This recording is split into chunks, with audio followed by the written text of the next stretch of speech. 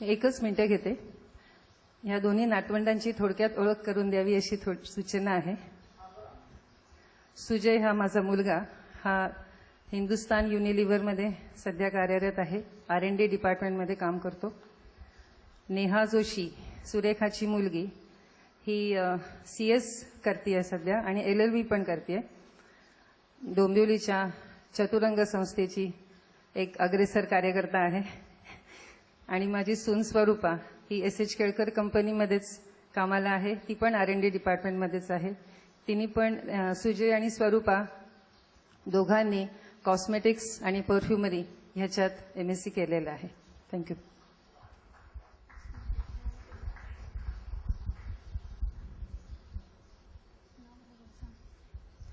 आम्हा दोघांतर्फे आप्पा-आजोबांच्या जन्मशताब्दी सोहळ्यात आपणा सर्वांचं पुनश्च स्वागत. शिक्षक दिन काही दिवसांपूर्वीच साजरा करण्यात आला. जगण्याच्या शाळेत अलगद नेऊन सोडणारे शिक्षक ही प्रत्येकाच्याच मनातली एक हळवी जागा असते. एखाद्याला शिक्षकांमुळे अभ्यासाची गोडी लागते आणि त्याचं आयुष्यच बदलून जातं. एखाद्याचे भरकटलेले तारू एखाद्या शिक्षकामुळे किनाऱ्याला लागते, तर एखाद्याला कुसुमाग्रजांच्या कवितेसारखं पाठीवर हात ठेवून फक्त लढ म्हणा अशी जगण्याची ताकद देणारे शिक्षक भेटतात. अशाच एका उमद्या शिक्षकाचे आज हे पुण्यस्मरण.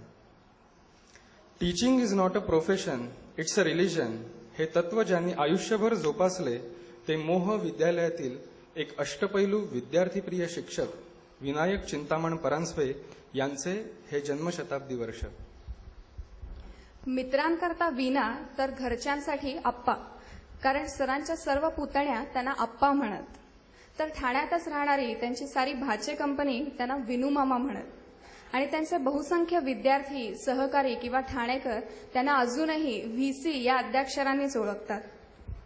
अजूनही त्यांचे जे जुने विद्यार्थी भेटतात ते VCंचा मुलगा, VCंची मुलगी किंवा नात, सून, जावई अशाच तऱ्हेने आम्हाला ओळखतात. मोहवीवर ज्या काही शिक्षकांचा खास ठसा उमटलेला आहे त्यात VCंचं नाव अपरिहार्य आहे. एकूणच 1941 पासून सुमारे 4 दशके उभयता परांजपे यांनी मोह विद्यालयाद्वारे शैक्षणिक व क्रीडा क्षेत्रात जे योगदान एखाद्या मूक सेवकासमान केलं त्याला तोड नाही. अर्थात त्याचं फार मोठं श्रेय आहे ते गुरुवर्य श्री N.T. केळकर यांचे. कारण मोहवीची पायाभरणी करणारे हाडाचे शिक्षक कैलासवासी N.T. केळकर हे उभयता परांजपे यांना पित्यासमानच होते. आपल्यासमोरील फोटोत काही माजी शिक्षकांसमवेत श्रीयुत N.T. केळकर आणि आप्पा-आजोबा दिसतात. परांजपे मंडळी मूळची तशी कोकणातली अडिवऱ्या या गावची. आपण पाहताय ही आमची अडिवरे गावाची कुलदेवता श्री महाकाली माता. परंतु परांजपे कुलवृत्तांतानुसार आमचे घराणे 63वे आणि पापडी वसई येथील.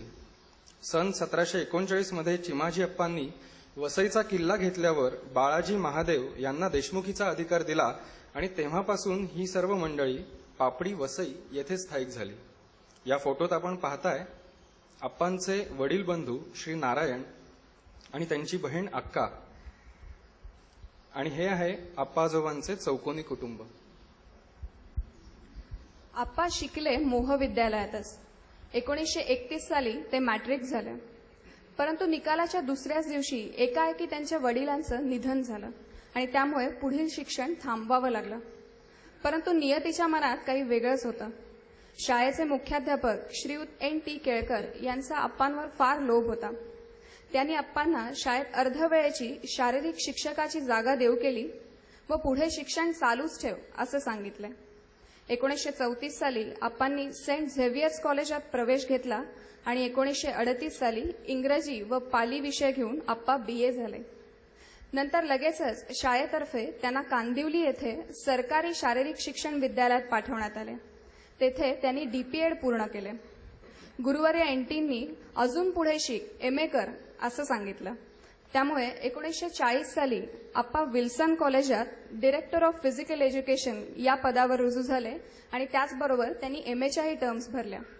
त्यावेळी ते दिवसातून 2दा ठाणे विटीचा प्रवास करत, एकदा नोकरीसाठी आणि नंतर विद्यार्थी म्हणून.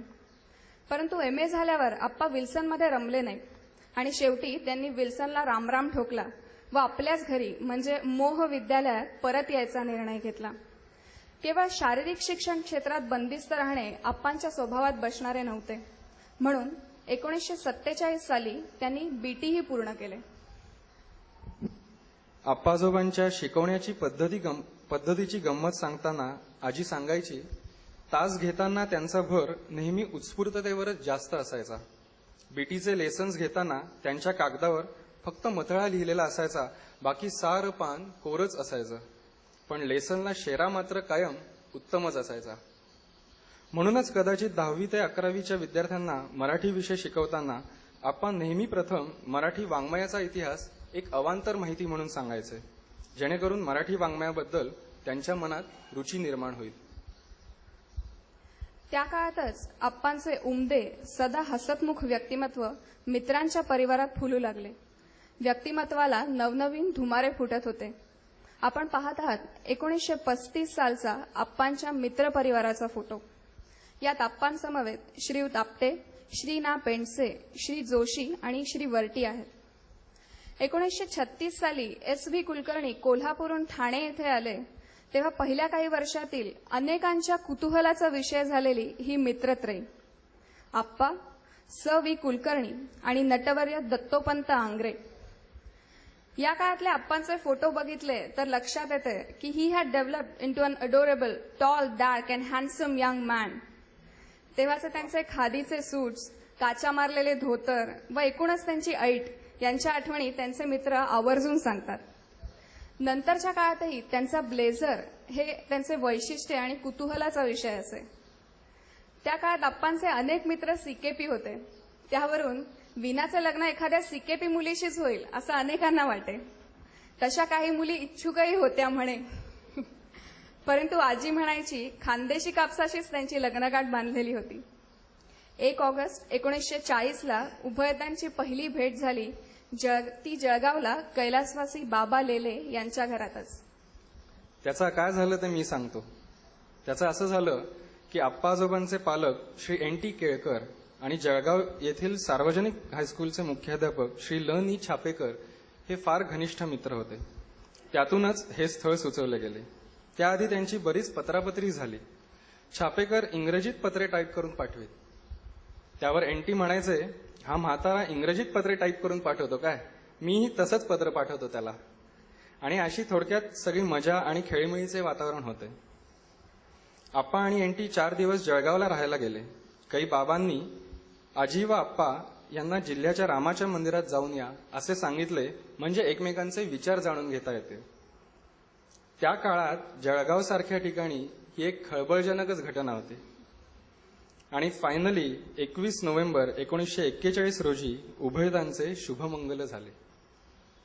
आपण पाहताय काही जळगावचे लेले कुटुंबियांचे फोटो. आप्पा आजोबा आणि आजी जिला आपल्या लेकी समान मानित अशी आमची गोदू आजी म्हणजेच सांगलीच्या शोभनाताई गोरे यांनी आजोबांच्या काही हृदय आठवणी सांगितल्या. पाहूया ती काय म्हणते. 1940चा काळ जावयाला मुलगा म्हणून मनावे ही कल्पना नव्यानेच मांडली जात असताना आप्पा लेले कुटुंबात मुलासारखे वावरू लागले. ही फार मोठी सुखद घटना. आप्पांच्या आठवणी सांगताना अनेक आठवणी मनात गर्दी करत आहेत. त्यातील निवडक आठवणी सांगण्याचा माझा हा प्रयत्न आहे. आप्पांची पहिली भेट व ओळख 1941 साली शांताचं लग्न ठरल्यानंतर झाली. आप्पा त्यावेळेस विल्सन कॉलेजमध्ये अर्न अँड लर्न या पद्धतीने शिकत व शिकवत होते. जेमतेम 10 वर्षाच्या असलेल्या मला हे फारच अपूर्वचे वाटले. मला या मिळवण्यांबद्दल खूपच आदर वाटायला लागला. शांता व आप्पांच्या लग्नाची लग्न ठरण्याची एक आगळी वेगळी कहाणी आहे. आप्पांना गुरुस्थानी व वडिलांच्या ठिकाणी असलेल्या प्रिन्सिपल NT केळकर व शांताचे शिक्षक ल. छापेकर या उभयतांनी पुढाकार घेऊन हे लग्न ठरवले. आप्पा ग्रॅज्युएट व शांता मॅट्रिक पास. आता शैक्षणिक फरक असूनही हे लग्न निश्चित झाले. लग्न ठरले, परंतु मुंबईच्या धुवाधार पावसामुळे पहिला मुहूर्त पुढे ढकलावा लागला व नंतरच्या 3-4 महिन्याच्या मुहूर्तावर हे लग्न पार पडले. विवाहानंतर आप्पांनी आमच्या शांताला प्रोत्साहन देऊन तिला TD व कांदिवलीचा CPED कोर्स करायची संधी दिली व त्या संधीचे तिने सोने केले. आप्पांचे इंग्रजी वाचन अफाट होते. सर्व खेळात, विशेषतः बॅडमिंटनमध्ये त्यांना रस, अन्य सर्व कलांमध्ये रस असलेली अशी त्यांची रसिक वृत्ती. ठाण्याच्या MS हायस्कूलमध्ये शिक्षक म्हणून ते काम करीत असत. शाळेत कडक शिस्तीचे पण प्रेमळ शिक्षक म्हणून त्यांची ख्याती. MS हायस्कूलवर तर त्यांचे अपत्यवत प्रेम होते व त्याच्या प्रगतीच्या दृष्टीने ते सतत प्रयत्नशील होते. त्या काळात आकाशवाणीवर होत असलेल्या श्रुतिकांमधून ते अनेकदा भाग घेत असत. त्यांचे रोज दासबोधाचे वाचन एकूण काय ते बहुश्रुत होते. आज मी जे थोडेफार इंग्रजी व ब्रीजमध्ये प्रावीण्य दाखवू शकते ते त्यांच्यामुळे शक्य झाले. आप्पा हे माझे ब्रीजचे व इंग्रजीचे गुरु. त्या काळात प्रेसी रायटिंग, कॉम्प्रिहेन्शन आदी अनेक भागात त्यांनी मला उत्तम मार्गदर्शन केले. आप्पा व शांता यांनी मला मुलीसारखेच वाढवले व प्रेम केले. माझ्या लग्नात आंब्याचे लोणचे घालून आप्पांनी लेकीवरचे प्रेम व्यक्त केले. त्यावेळी एका पुरुषाने निगुतीने लोणचं करणे हे फारच दुर्मिळ होते. आप्पांचा मित्र परिवार खूप मोठा व पुरोगामी विचारांचा. जवळजवळ सर्व मित्र CKP होते व त्यांचा एक खादू क्लब म्हणून प्रसिद्ध होता. सीता भट या आप्पांची आतेबहीण, परंतु उभयतांचे एकमेकांवर सख्या भावंडांसारखे प्रेम. आप्पांच्या आयुष्यातील अनेक प्रसंगात ते आप्पांच्या पाठीशी असत. शांताच्या प्रगतीचे त्यांना अतिशय कौतुक.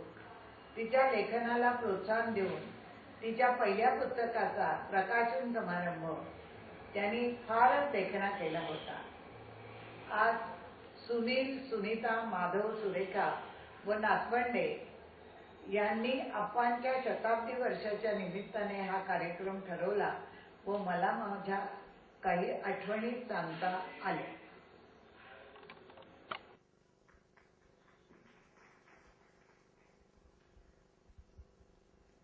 आजोबांची शरीरयष्टी, बांधा, खांद्याची ठेवण यावरून ते खेळाडू आहेत हे सहज समजत होते.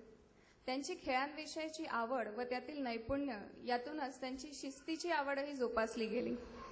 ते कबड्डी, आट्यापाट्यापासून ते पोहणे, hockey, cricket, table tennis, badminton इत्यादी अनेक खेळ खेळत असत व त्यांचे नियमही जाणत असत. मामा मला नेहमी सांगतो की कित्येक रविवारी आप्पासोबत त्याला पटेलबाईंच्या घरी घेऊन श्री प्रकाश पटेल यांच्याबरोबर खेळायला जात. टेबल टेनिसमध्ये चितळे सरांचा फोरहँड आणि आप्पांचा बॅकहँड स्मॅशची जुगलबंदी पाहणे म्हणजे एक संस्मरणीय अनुभव असे. आजी व चितळे सर आणि चितळेबाई व आप्पा यांचा मिक्स डबलचा गेम शाळा सुटल्यावर अनेकदा रंगायचा. आप्पा उत्तम मल्लखांबही करत व या खेळासाठी ते विद्यार्थ्यांना नेहमी प्रोत्साहन देत. नंतरच्या काळात अनेक वर्षे ठाणे तालुका क्रीडा महोत्सव समितीचे एक प्रमुख पदाधिकारी तसेच ठाणे जिल्हा कबड्डी फेडरेशनचे कार्याध्यक्ष अशा अनेकविध जबाबदाऱ्या त्यांनी पार पाडल्या. महाराष्ट्र सरकारतर्फे विद्यार्थ्यांच्या समाजसेवा शिबिरांचे ते प्रमुख असत. क्रीडा क्षेत्राखेरीज त्यांनी ARP ट्रेनिंग घेतलं होतं. तसेच INS वेंडुरुथीवरील ट्रेनिंग कोचीन येथे घेतलं होतं. खरं तर आप्पांना सैन्यात दाखल व्हायचं होतं, पण तेव्हा वजन कमी असल्याने ते नाकारले गेले आणि म्हणूनच भरपूर व्यायाम करून शरीर कमावून त्यांनी त्यांची ती इच्छा वरील ट्रेनिंग घेऊन पूर्ण केली. आप्पांच्या अष्टपैलू व्यक्तिमत्वाचे काही आयाम म्हणजे उत्तम वाचन, जुनी संगीत नाटके पाहणे, लोकांच्या मदतीला धावून जाणे, कुणा विद्यार्थ्यास गणवेश घेऊन दे तर कुणाची फी भर तर एखाद्याच्या पुस्तकाचा खर्च उचल, माननीय दत्ताजींनी अशाच काहीशा आठवणी सांगितल्याच आहे, मगाशी आपण ऐकलेतच.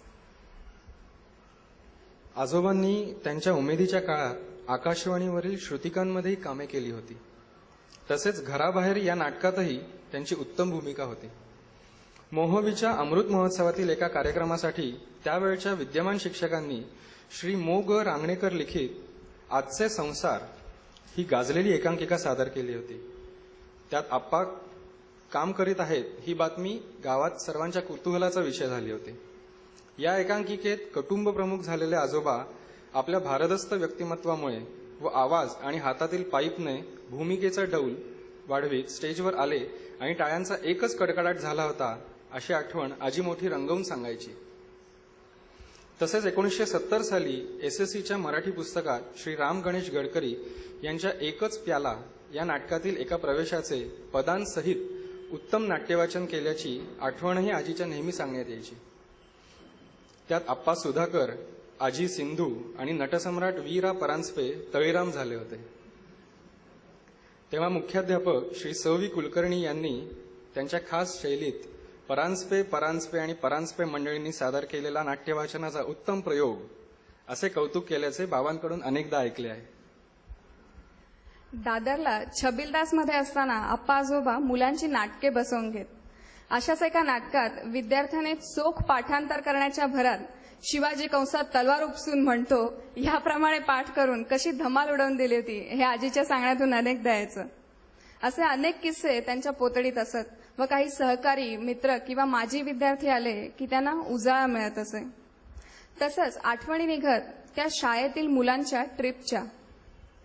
आप्पा आजोबांजवळ सुच्छेखरापासून ते अॅनासिनपर्यंत सर्व औषधे ठेवत, कारण कुणाला कधी काय लागेल सांगता येत नाही. तसंच आप्पा आजोबांचं दुसरं वैशिष्ट्य म्हणजे ट्रिपच्या, मॅचेसच्या किंवा स्नेहसंमेलन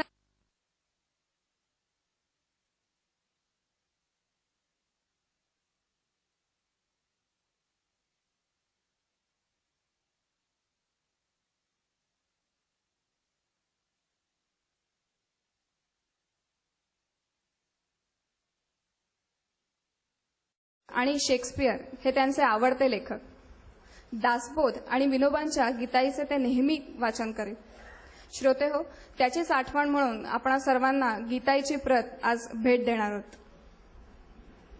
आप्पांचे त्यांच्या विद्यार्थ्यांशी इतके घट्ट नाते असायचे की फुरसतीच्या क्षणी त्यांची आठवण काढीत ते नेहमी म्हणायचे की अमक्या बॅचचा तो कुठे असतो रे, काय करतो आता. त्यांची स्मरणशक्ती इतकी छान होती की ते अनेकदा विद्यार्थ्याचे नाव आणि तो कोणत्या बॅचचा होता हे अगदी अचूक आणि विनासायास सांगत. त्यांच्या विद्यार्थ्यांना इतरत्र यश मिळाल्याचे समजल्यावर आनंदाने पाणावलेले डोळे टिपतानाही अनेकांनी अनेकदा बघितले आहे. विद्यार्थी आपल्या लहान सहान यशाची माहिती त्यांना आवर्जून सांगून आपले पाठ थोपटून घेण्यात धन्यता मानायचे. वाटेत कुठेही भेटले की क्षणाचाही विलंब न करता चटकन त्यांच्या पाया पडायचे. मी सरांचा आवडता विद्यार्थी होतो, मी त्यांचा पेट स्टुडंट होतो असे सांगणारे तर कित्येक विद्यार्थी आजीबरोबर फिरायला जात असताना मी स्वतः बघितले. शिक्षक विद्यार्थी यांच्यातील अशा दुर्मिळ आणि अतूट नात्याला आमचा मनापासून सलाम. व्हीसी म्हणजे विलक्षण दरारा असे एक समीकरण होते. वर्गामध्ये अगर मैदानामध्ये कितीही गडबड सुरू असो, व्हीसी येतायत ही बातमी कळायचा अवकाश सारे काही तात्काळ शांत होत असे. व्हीसींबद्दल गुंड मुलांनाही प्रेम आणि आदर वाटत आला आहे. याचं मुख्य कारण म्हणजे त्यांनी विद्यार्थ्यांमध्ये कधीच भेदभाव केला नाही. हुशार विद्यार्थी असो, लाडका असो किंवा अभ्यासात मागे असणारा असो, श्रीमंताचा असो वा गरिबाचा असो, शिस्तीचे नियम सगळ्यांना सारखेच.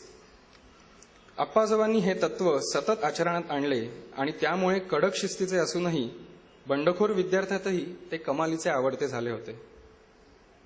आता येथे आपण पाहणार आहोत मर्चंट नेव्हीतील आजोबांचा एक विद्यार्थी कॅप्टन जयराज नाखवा यांचे मनोगत. श्री प्रल्हाद नाखवा यांनी सुरुवातीला त्यांचा परिचय करून दिलाय.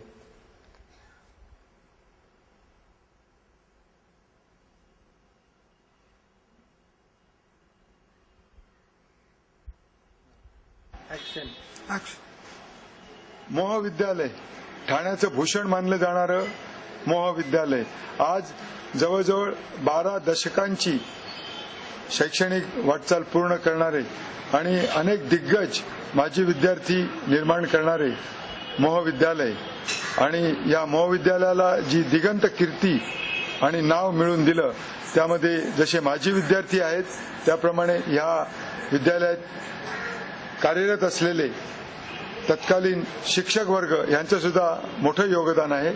त्यापैकी एक म्हणजे व्ही.सी. परांजपे. आज व्ही.सी. परांजपेंचा जन्मशताब्दी सोहळा आपण साजरा करतोय. त्यानिमित्तानं सरांचा एक माजी विद्यार्थी कॅप्टन जयराज नाखवा सरांबद्दल आपल्या भावना व्यक्त करतोय. कॅप्टन जयराज नाखवा.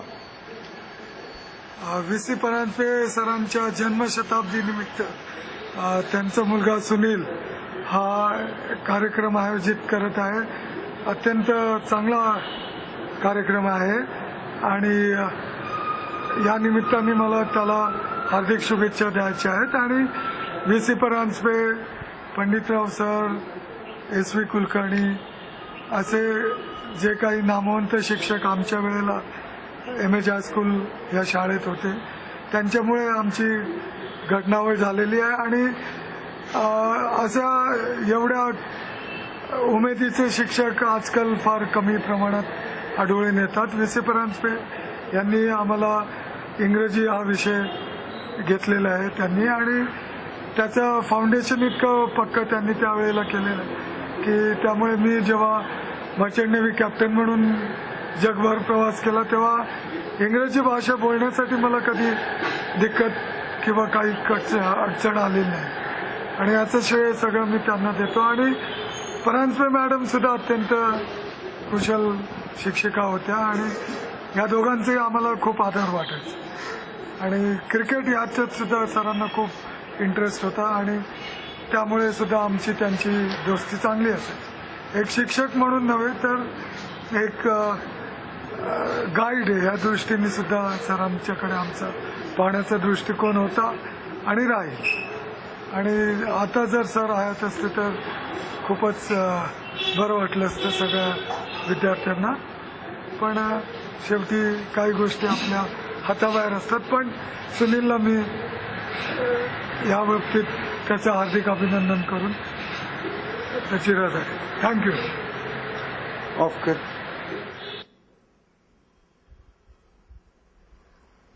शिस्तीबरोबर कमालीचा संयम व सौजन्य या आप्पाजोबांच्या स्वभाव वैशिष्ट्यामुळे कुठे किती रागवावं, किती बोलावं, किती हसावं याचं तारतम्य त्यांच्याकडून कधीही सुटलं नाही. कदाचित त्यांच्या या गुणामुळेच ते सर्वप्रिय होते असं वाटतं.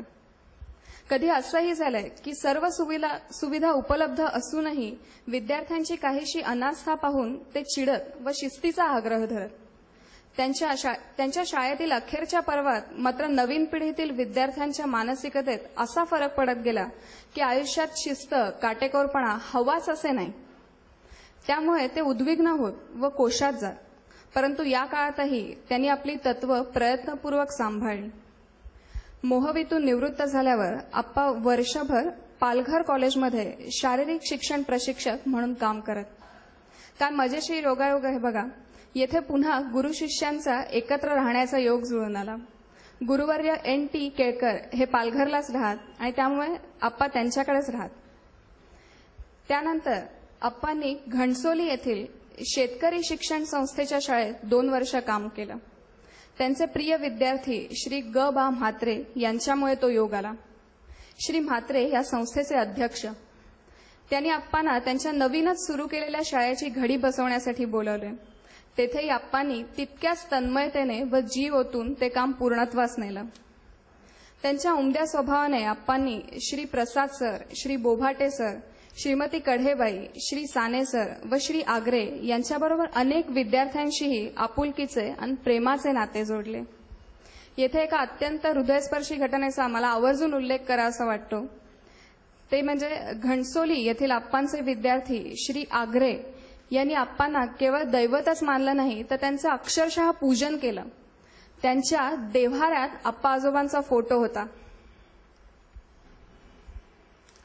असे समृद्ध आयुष्य जगत आप्पा आजोबा 1970 साली निवृत्त झाले. ते आणि आजी नेहमी म्हणत, विद्यार्थ्यांचे प्रेम हीच आमची श्रीमंती. आजीच्या लेखन कलेचा गुण हेरून आप्पाजोबांनी तिला सतत प्रोत्साहन दिले. यामुळेच 1976 सालापासून आजीने लहान मुलांसाठी थोर स्त्रियांची चरित्रे लिहिण्यास प्रारंभ केला आणि तब्बल 9 पुस्तके लिहिली. आप्पाजोबांची पारखी नजर इतरांचे गुण हेरून सतत त्यांना प्रोत्साहित करीत. आजीच्या लेखन प्रवासातील ही काही महत्त्वपूर्ण क्षणचित्रे.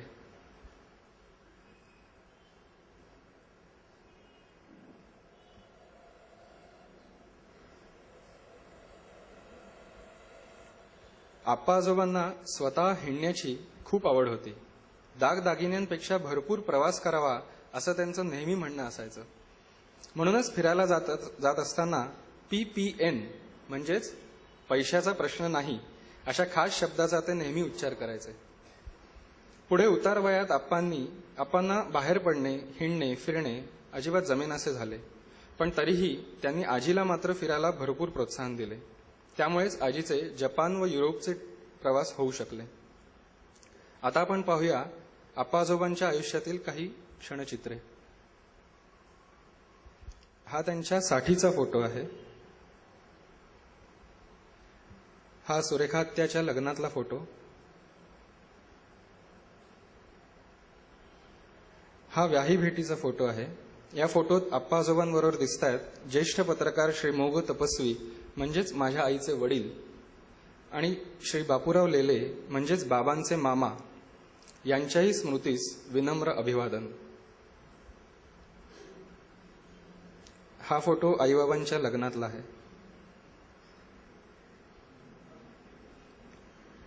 हा त्यांच्या 75रीचा.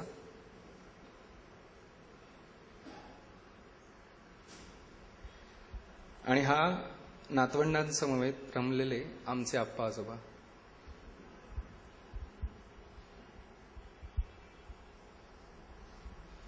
आप्पा आजोबांचा विस्तृत जीवनपट काहीशा मिनिटांमध्ये सामावण्याचा आम्हा नातवंडांचा हा छोटासा प्रयत्न. खरं तर आप्पा आजोबांचा सहवास आमच्यापैकी कोणाला फारसा लाभला नाही. परंतु आजी, मामा, आई, बाबा आणि त्यांचे असंख्य विद्यार्थी यांच्याकडून ऐकलेल्या आठवणींमधून त्यांना आम्ही खरंच अनुभवू शकतो. आणि म्हणूनच कदाचित सुजयकडून आप्पा आजोबांवर उत्स्फूर्तपणे एक गीत लिहिलं गेलंय. आणि एवढंच नव्हे तर त्या गीताला चालही सुजयनेच दिली. या गीताला सुमधुर आवाज दिलाय त्याच्या गौतम दादाने, म्हणजेच कर्जतच्या श्री गौतम वैद्य यांनी. आणि आज आवर्जून ते इथे उपस्थितही आहेत. श्रोते, या गीतातूनच आम्हा सर्वांकडून आप्पा आजोबांना ही मानवंदना.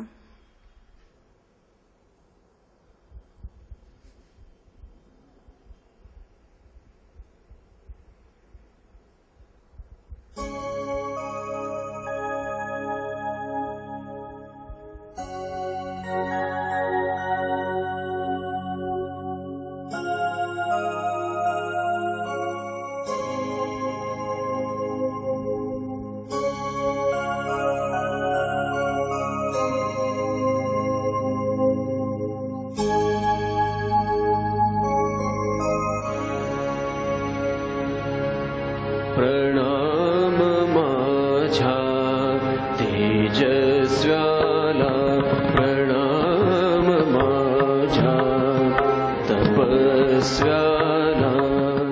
तू होता दिव्यत्वाचा अंश ज्ञानातुनी.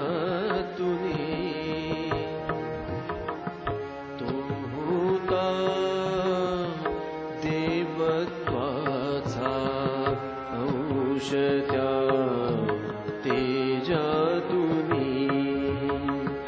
समर्पणाच्या आदर्शाला प्रणाम घे, प्रणाम घे.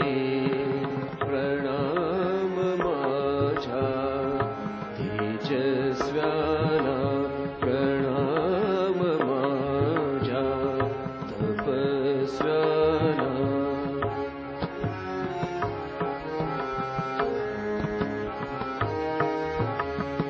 शिस्तप्रिय तव आचरणाने धडे गिरविले मन्मना.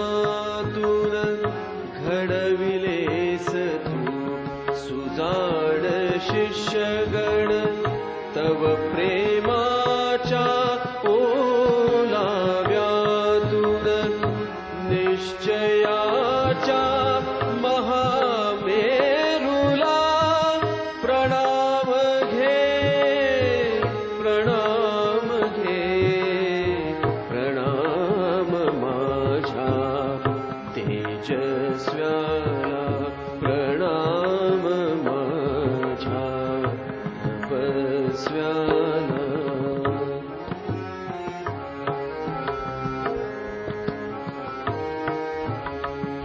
भाग्यवंत ते सारे जन जे तयार झाले तुझ्या मुशीतून छाया दिसते अजुनी भुवरी आप्तजनाच्या आठवणीतून कर्तृत्वाच्या तव प्रतिभेला प्रणाम घे प्रणाम माझ्या तेजस्व्याला प्रणाम माझ्या तपस्व्याला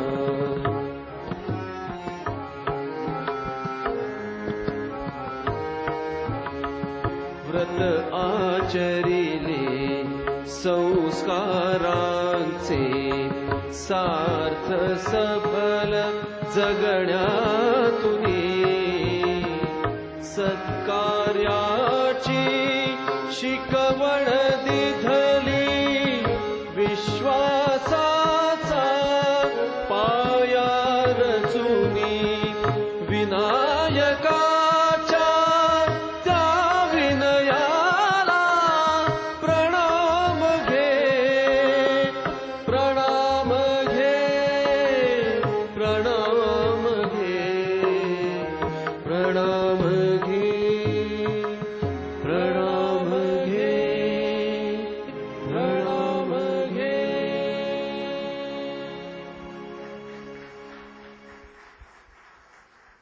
यानंतर केवळ 10 मिनिटांचं मध्यंतर घेऊयात आणि बरे यानंतर आता आपण पुढील कार्यक्रमाकडे वळूया. धन्यवाद.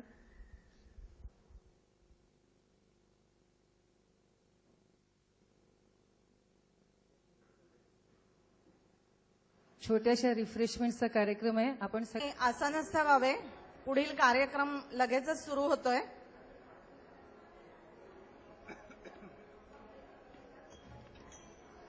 नमस्कार.